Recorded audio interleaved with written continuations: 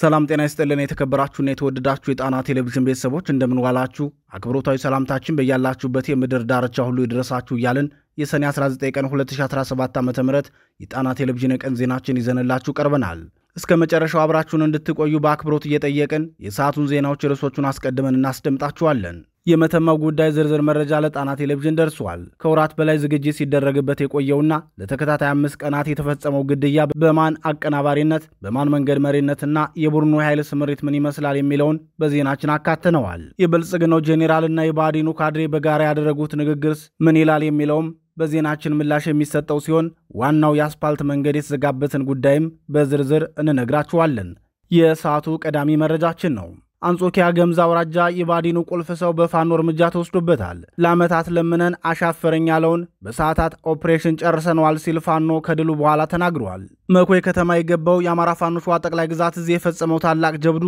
የሰዓቱ ዜናችን ነው ዝርዝር ተዘጋጅቶ ይጠብቃችኋል እስከ መጨረሻው አብራችሁን ቆዩ ብልጽግና ቂመኝነቱን ቀጥሎበታል ቂም ጥላቻና ሴራ የፖለቲካ ስርዓት መንበሩ ማጽኛ ያደረገው የብልጽግናው አገዛዝ ባህር ዳር ላይ ሐኪሞችን ማሳደዱን ስራዬ ብሎ ይዞታል መንግስት በመርፌ የሚወድቅ መሰላችሁ ወይ እያለ ሲዘባበት ከሰነበተ በኋላ ዛሬ ታዋቂውንና ተወዳጁን ሐኪም አፍኖ አስሮታል ወደ አዲስ አበባም የግፍ ሪፈር እንደጻፈለት ተሰምቷል በሰዓቱ የሚደመጥ ሌላው መረጃችን ነው ወረታ ዙሪያ ፋኖ ታላቅ ድል ተጎናጽፏል ከባህር ዳር ከተማ 40 ኪሎ ሜትር ርቀት ላይ የተፈጸመው የፋኖ ተጋድሎ ዝርዝር መረጃ ምን ይመስላል የሚለውን ከፋኖ መሪው ሰምተነዋል እናስደምጣችኋለን ከፋኖ ብርቱ ምት በኋላ ወረታ ላይ የተሰበሰበው የብልጽግናው ሰራዊት ኮማንድ ፖስት አዛዥ ምን አለ የሚለውን ከዜናችን የምሰሙት መረጃ ነው ሰዓቱን ጠብቆ ይቀርባል የአማራ ፋኖ ሸዋ ጠቅላይ ግዛት እዝ የውጊያ ግምገማ በማድረግ ቀጣይ የስምሪት አቅጣጫ አስቀምጧል በዚህ ጉዳይ ታላቁ አርበኛ መከታው ማሙ ያስተላለፈው መልእክት ምን ይላል የሚለው መልእክት በሰዓቱ ዜናችን ወደ እናንተ እናደርሰዋለን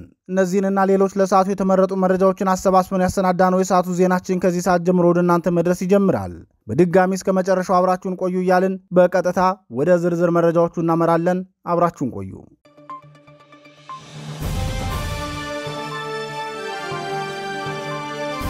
በቅድሚያም በመተማ የተፈጸመው ዝርዝር መረጃ የመተማ ኮሪደር ከቀናት ወዲህ ከፍተኛ ትኩሳት ሆኖ የሰነበተበትን ምክንያትና የተካሄዱ እንቅስቃሴዎችን የፋኖ መሪው ለጣና ቴሌቪዥን ተናግሯል እንቅስቃሴው ከሰኔ 13 ቀን 2017 ዓ.ም ነው የጀመረው የሚለው የአማራ ፋኖ ካራማራ ክፍለ ጦር የሚዲያና ኮሙኒኬሽን ኃላፊ አርበኛ ቴዎድሮስ ከመተማ ደቡብ አቅጣጫ ፎርገና ተብሎ በሚጠራው አካባቢ የተለያዩ እንቅስቃሴዎች ተከስተዋል እኛ ከግንቦት 14 ጀምረን ለአንድ ወር ያህል የአካባቢው አርሶ አደር ወደ እርሻ ስራው እንዲመለስ እንቀሰቅስና ወደ ስራ እንዲገባ ስናደርግ ቆይተን ነበር ይህን የተመለከተው የአማራ ህዝብ ጠላት የሆነው ብልጽግና የአማራን አርሶ አደር ከማሳው እያሳደደ የሚገድል ጽንፈኛ ኃይል አሰማራ ብሏል አርበኛ ቴዎድሮስ አክሎም በ2011 ዓ.ም የቅማንት ኮሚቴ የሚባለው ጽንፈኛ ኃይል ያደራጀው ሚልሻ ያደረሰው ጉዳት ይታወሳል ያ ኃይል ነው አሁንም ከብልጽግና ሰራዊት ጋር ሆኖ ከፎርገና ወደ ሸመለጋሪያና ቱመት ገብቶ የአማራ አርሶ አደር እርሻ ላይ በነበረበት እያሳደዱ የገደሉት ብለዋል የጽንፈኛ ኃይል 600 ታጣቂውን ይዞ ከብልጽግና በተበረከተለት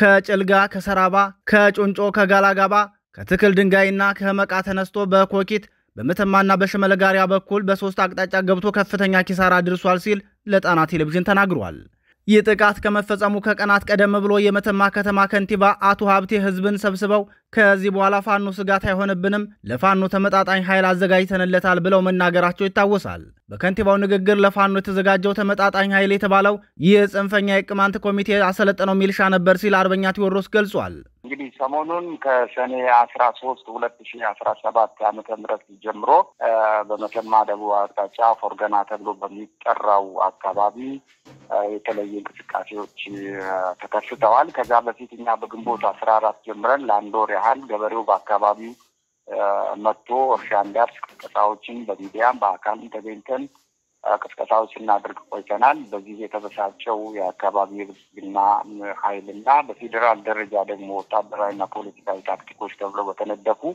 አንደኛ ፖለቲካዊ ታክቲኩ አካባቢው እርሻው ሳይታረስ ቀርሞ የአካባቢው ገበሬ እርሻ አልባ እንዲሆን በኢኮኖሚ በዕለት ሁኔታም በአመት ጥቅም የተቸገረ እንዲሆን ነው ሁለተኛ ወታደራዊ ታክቲክ የነበረው አሁን የክረምቱ ብልጽግና ኢህአዴግ በፌዴራል ደረጃ የመደበው ምንድነው በአካባቢው እንግዲህ እንደምታውቀው በ2011 የነበረውን ታሪክ ማለም ያውቀዋለኝ የቅማንት ኮሚቴ የሚባል ጽንፈኛ ኃይልና በሱ ያደራጃቸው ሚሊሻዎች ነበሩ ከነዛ ሚሊሻዎች ጋር የክልሉ ብልጽግና ጽሕፈት ቤት የጸጥታ ኃይል ጋር በመቀናጀት እዚህ ፎርገና የሚባል አካባቢ ወደ ቱመትና ሽመለ ጋራ የሚባል አካባቢ እነዛን የጽንፈኛ የቅማንት ኮሚቴ ሚሊሻ የሆኑ ኃይሎችን ጥይቶችን መሳሪያዎችን በመስጠት ወደ አካባቢው ገብተው የጠመደውን እርሻ ላይ ያለውን የአማራን ገበሬ በማባረር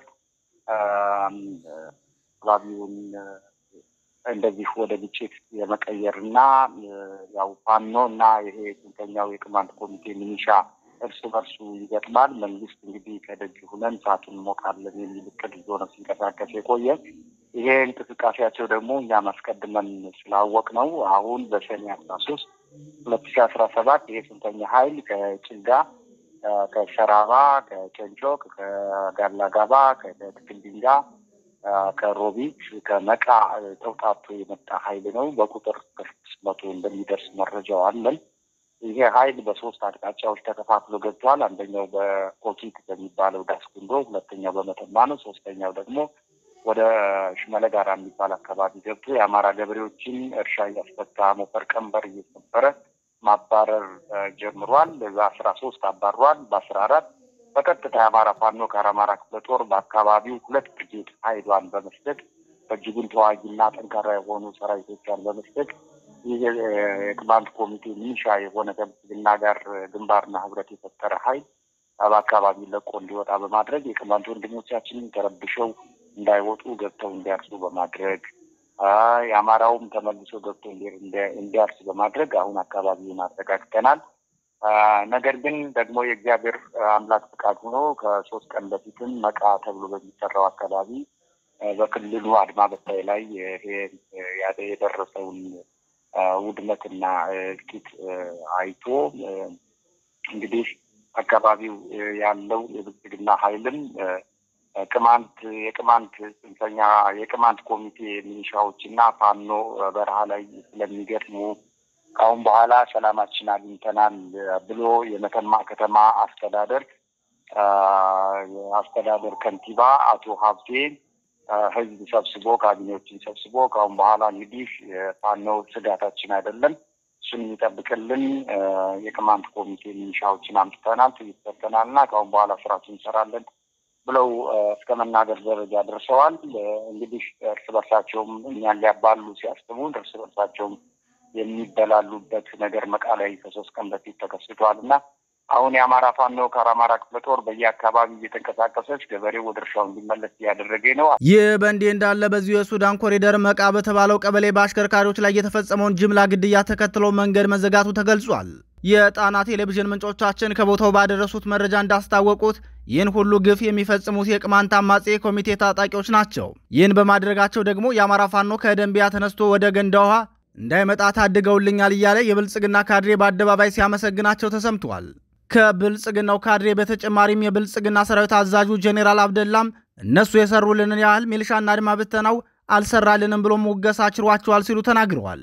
ይህ ኃይል ሹፌሮቹን ከመግደሉ ቀደም ብሎ የፈለገውን እንዲቀርጥ ፈቃድ ተሰጥቶ ስለነበር በአሽከርካሪዎች ላይ ከፍተኛ ግፍ ሲፈጸም ነው የከረመው የሚሉት ምንጮቻችን፣ ይህ ኃይል ግን በመጨረሻም ልባዲን ባለመመለስ 2 መኪና ሙሉ አድማ ብተና ጨርሰውበታል። ብሬንና ዲሽቃ ከወሰዱ በኋላ ሹፌሮችንም በጅምላ ሊገድሉ ችለዋል።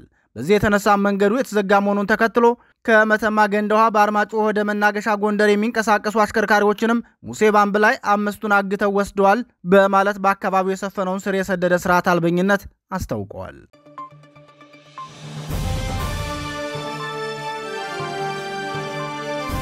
ወደ ሌላኛው ዜናችን አለፍን። ፋኖ ድል የተጎናጸፈበትን የከተማ ኦፕሬሽን ፈጸመ። የአማራ ፋኖ ህዝባዊ ድርጅት ሸዋ ጠቅላይ ግዛት ህዝብ ትናንት ምሽት በአንጾኪያ ገምዛ አውራጃ መኮይ ከተማ ገብቶ ከፍተኛ የስርዓቱን ሰው እርምጃ ወስዶበት መመለሱን አስታወቀ። የአማራ ፋኖ ሸዋ ጠቅላይ ግዛት ህዝብ መሐመድ ቢሆነ ኮር የአስቴ ጉማ ተራራ ክፍለ ጦር በተከታታይ የደፈጣ የፊት ለፊት ውጊያና የከተማ ኦፕሬሽን በማድረግ ታላቅ ወታደራዊ ድሎችን እየተቀዳጀ ይገኛል። በትናንትናው ዕለትም የአባጎራው ብርጌድ አያሌው መክት ሻለቃ ቃኞች መኮይ ከተማ ሰርገው በመግባት የአማራን ህዝብ የመከራ ጀማሪና ፈጻሚ የሆነውን የብልጽግናን ሰራዊት እየመራ የነበረውን የባዲን ቁልፍ ሰው እርምጃ ወስዶበት መመለሱ ታውቋል። መቅደሳ ቀበሌ ላይ የተፈጸመውን ይህን ድንቅ የከተማ ኦፕሬሽን አስመልክቶ የመሐመድ ቢሆነ የኮር ሚዲያና ኮሚኒኬሽን ክፍል ለጣና ቴሌቪዥን ባደረሰው መረጃ እንዳስታወቀው የአማራን ህዝብ ለከፍተኛ ስቃይ እየዳረገውን የብልጽግና ሰራዊት እየመራ በአማራ ህዝብ ላይ እልቂት እንዲያደርስ ቀጥተኛ ተባባሪዎች የወረዳዎቹ ሚልሻ ጽሕፈት ቤት አመራሮች ናቸው። በመኮይ ከተማም ከአንድ ዓመት በላይ የጠላት ብልጽግናን ሰራዊት እያገለገለና ህዝብን ለከፍተኛ ሰቆቃ እንዲጋለጥ ያደረገው የሚልሻ አመራሩ በተደጋጋሚ በሽምግልና ቢመከርም በጥፋት መንገዱ መቀጠልን መረጠ። ከመንግስት ጎን ነኝ፣ መንግስትን መንካት ተራራ መግፋት ነው፣ ፋኖን እናጠፋለን እያለ ሲፎክር የነበረው የሚልሻ አመራሩ ትናንት መቅደስ ቀበሌ ላይ እርምጃ ሊወሰድበት ችሏል በማለት ገልጿል። ሌሎች በተመሳሳይ ተግባር የተሰማሩ ግለሰቦችም ከዚህ ድርጊት እንዲታቀቡና የራሳቸውን ህይወት እንዲኖሩ ጥሪ ያቀረበው የአማራ ፋኖ ሸዋ ጠቅላይ ግዛት ዕዝ የስርዓቱ ፍላጎት እኛን እርስ በርስ ደም ማቃባት ነው፣ ይህን እቅዱን ለመተግበር የሚጠቀምባቸው በሚልሻ በአድማ ብተናና ካድሬነት ያሰማራቸው የራሳችን ሰዎች ደጋግመን ብንነግራቸውም ሊሰሙን አልቻሉም። ከዚህ ድርጊታቸው እንዲቆጠቡ አሁንም እየጠየቅን ነው ያለ ሲሆን ሆኖም ግን የአማራን ህዝብ በማስገደል ድርጊታቸው የሚቀጥሉ ከሆነ እርምጃ ከመውሰድ እንደማይመለስ አስጠንቅቋል። በተለይም ከቅርብ ጊዜያት ወዲህ ብልጽግና ወታደራዊ ቁመናው እየከዳው መምጣቱን ተከትሎ የሚጠቀመው የውጊያ ስልት የፋኖ ቤተሰብ ናቸው በማለት መላውን የአማራ ህዝብ ቤት ንብረት ማውደም፣ ግለሰቦችን አፍኖ መያዣ ማድረግና የመሳሰሉትን ጸረ ህዝብ ድርጊቶችን መተግበር ነው።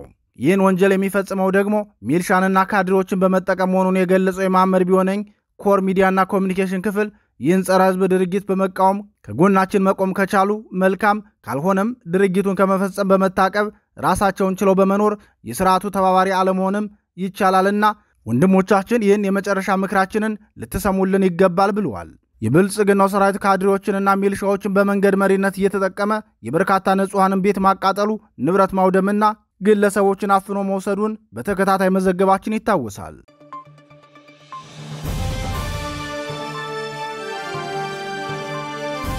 ዜናዎቻችን እንደቀጠሉ ናቸው። ብልጽግና የጤና ባለሙያዎችን እያሳደደ ማሰሩን ቀጠለም። በቃሉ የማይታመነውና ቂመኛው የብልጽግናው ስርዓት በቅርቡ የመብት ጥያቄ ያነሱ የጤና ባለሙያዎችን ንቅናቄ መሪዎች እያሳደደ ማሰሩን ቀጥሏል። ብአዴን ብልጽግና ዶክተር ዳንኤል ፈንታሁንን ባህር ዳር ከተማ ላይ ማሰሩ የተረጋገጠ ሲሆን ዶክተር ዳንኤል ፈንታሁን የዜና እስከተጠናቀረበት ሰዓት ድረስ በባህር ዳሩ 13ኛ ፖሊስ ጣቢያ ይገኛል። ወጣቱ ሐኪም ዶክተር ዳንኤል በባህር ዳር ዩኒቨርሲቲ የመጨረሻ ዓመት የማህፀንና ጽንስ ስፔሻሊስት ሬዚደንት ሲሆን በአካባቢው ህዝብና በሙያ አጋሮቹም ሆነ በትምህርት ጓደኞቹና በአስተማሪዎቹም እንዲሁም በታካሚዎች ዘንድም የተወደደ ሐኪም ነው። ይህ ተወዳጅነቱ ደግሞ የሚያቀርባቸው ሐሳቦችና መረጃዎች ታማኝነት ስላላቸው ዶክተር ደቦል በሚለው የፌስቡክ ማህበራዊ ትስስር ገጹ ያስተላለፋቸው የነበሩ የንቅናቄ መልእክቶች በርካቶች እንዲቀበሉት ማድረግ ችሏል። ይህን ተከትሎም የአቶ አረጋ ከበደ ካቢኔ በዚህ ስፔሻሊስት ሐኪም ላይ የእስር ማዘዣ ከማውጣቱን በተጨማሪ በተደጋጋሚ ጊዜ ዛቻ ያደርስበት እንደነበር ምንጮቻችን ገልጸዋል። የክልሉ ርዕሰ መስተዳድር አቶ አረጋ ከበደ ምክትላቸውና የግብርና ቢሮ ኃላፊው ዶክተር ድረስ ሳህሉና የባህር ዳር ከተማ ከንቲባ አቶ ጎሹ እንዳላማው በቀጥታ የሚመሩት ስውሩ የጸጥታ ግብረ ኃይል የጤና ባለሙያዎችን ንቅናቄ መርተዋል፣ መንግስት በመርፌ የሚወድቅ መስሏል ወይ ያለ ዛቻ ያሳድርበት እንደነበረ ለጣና ቴሌቪዥን የደረሰው መረጃ ያመላክታል። የአቶ አረጋ ከበደ ካቢኔ ዛሬ ያሳሰረው ወጣቱ ሐኪም ዶክተር ዳንኤል ፈንታሁን ከምስጉን ሐኪምነቱና ከታታሪ ተማሪነቱ በተጨማሪም ዶክተር ደቦል የተሰኘ በቀዶ ሕክምና ላይ ትኩረቱን ያደረገ ተከታታይ ህትመት ያለው መጽሐፍ አዘጋጅቶ ለተተኪ ሐኪሞች መማሪያ እንዲሆን በነጻ ያበረከተ ወጣት ምሁር ነው። በቅርቡ የኢትዮጵያ የጤና ባለሙያዎች ያነሱትን የጥቅማ ጥቅም ጥያቄን በፊት አውራሪነት አስተባብሯል ብሎ የጠረጠረውና በወጣቱ ሐኪም ላይም ጥላቻ ያሳደረው የብልጽግናው አገዛዝ ሐኪሙ ታስሮ ይምጣልኝ ማለቱን ተከትሎ ምናልባትም ወደ አዲስ አበባ ሊወስዱት እንደሚችሉ ምንጮች ገልጸዋል። የብልጽግናው ሊቀመንበር በቅርቡ ከጤና ባለሙያዎች ጋር ባደረጉት ስብሰባ በጤና ባለሙያዎች ተነስቶባቸው የነበረው ንቅናቄ አስደንግጧቸው እንደነበር በድርጊታቸው የገለጹ ሲሆን የንቅናቄውን አስተባባሪዎችም የትም አያመልጡም ይያዛሉ ብለው መዛታቸው አይዘነጋም። የዶክተር ዳንኤል ፈንታሁን እስርም ከዚህ የብልጽግናው ንግግር በኋላ የተፈጸመ መሆኑንና ብልጽግናም የሚተቹትን ሁሉ ስለሚያሳድድ የእስሩ ዘመቻ ጅማሮ እንጂ ፍጻሜ እንዳልሆነ አስተያየት ሰጪዎች ለጣና ቴሌቪዥን ተናግረዋል። አስተያየት ሰጪዎች አክለውም ከዚህ በኋላም ተመሳሳይ እስሮችና ማሳደዶች እንደሚኖሩ ገልጸዋል። የኢትዮጵያ ጤና ባለሙያዎች ማህበር ፈቃዱ ተነጥቆ የታገደው ሰኔ 12 ቀን እንደነበር አይዘነጋም።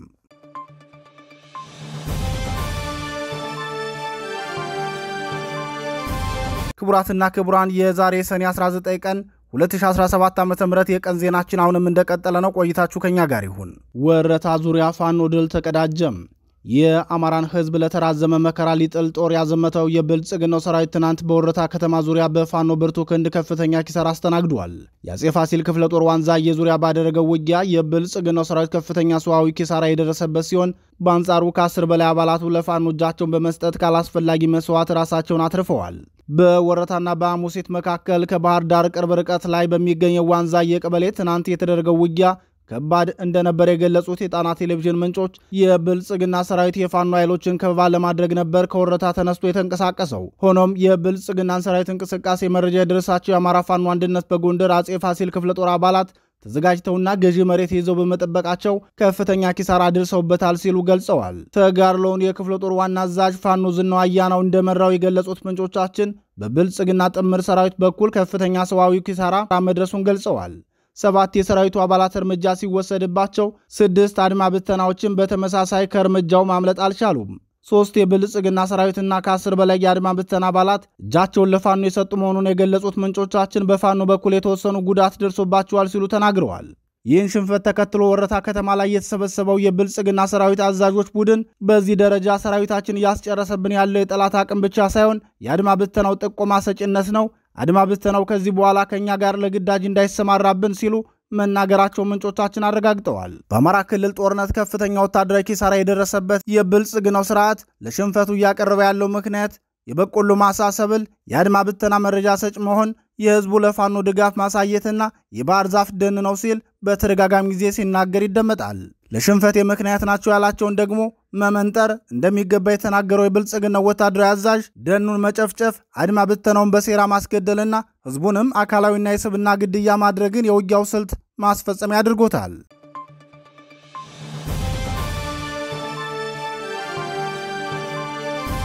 በመጨረሻም የአማራ ህዝብ የነገ ተስፋው በልጆቹ እጅ ላይ ነው። አርበኛ መከታው ማሞ እያንዳንዱን ወታደራዊ እንቅስቃሴና ፖለቲካዊ አፈጻጸም በየጊዜው እየገመገመ ቀጣይ አቅጣጫዎችን የሚያስቀምጠው አማራ ፋኖ ህዝባዊ ድርጅት ሸዋ ጠቅላይ ግዛት እዝ የአጼ አምደ ጽዮን ኮር ራምቦ ክፍለ ጦርን የውጊያ አፈጻጸም የገመገመ ሲሆን የእዙ ዋና አዛዥ አርበኛ መከታው ማሞ ተገኝቶ መልእክት አስተላልፏል።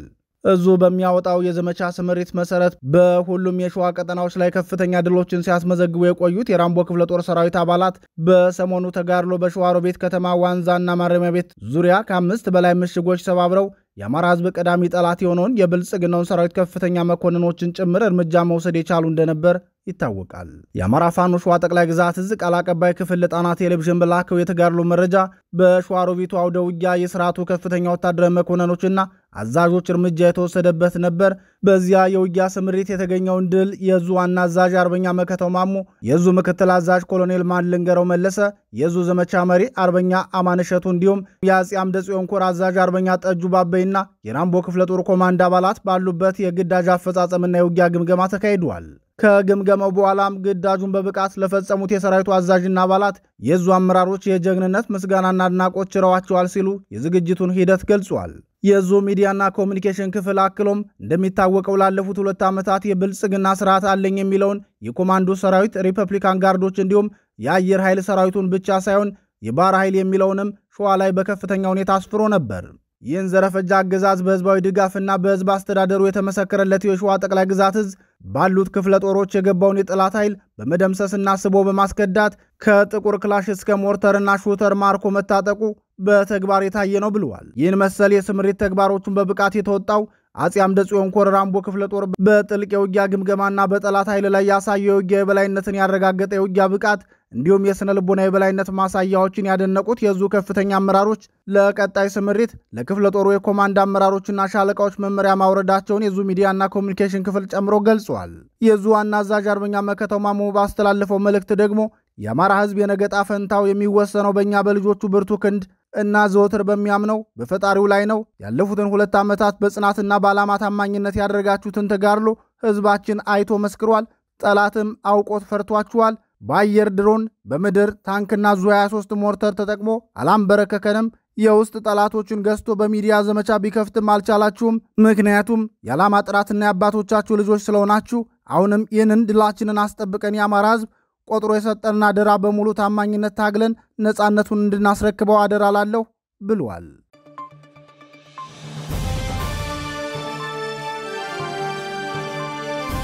የተወደዳችሁና የተከበራችሁ የጣና ቴሌቪዥን አድማጭ ተመልካቾች የሰዓቱ ዜናችን የተከታተላችሁትን ይመስል ነበር። ምርጫችሁ አድርጋችሁ ስለምትከታተሉን ከልብ እናመሰግናለን።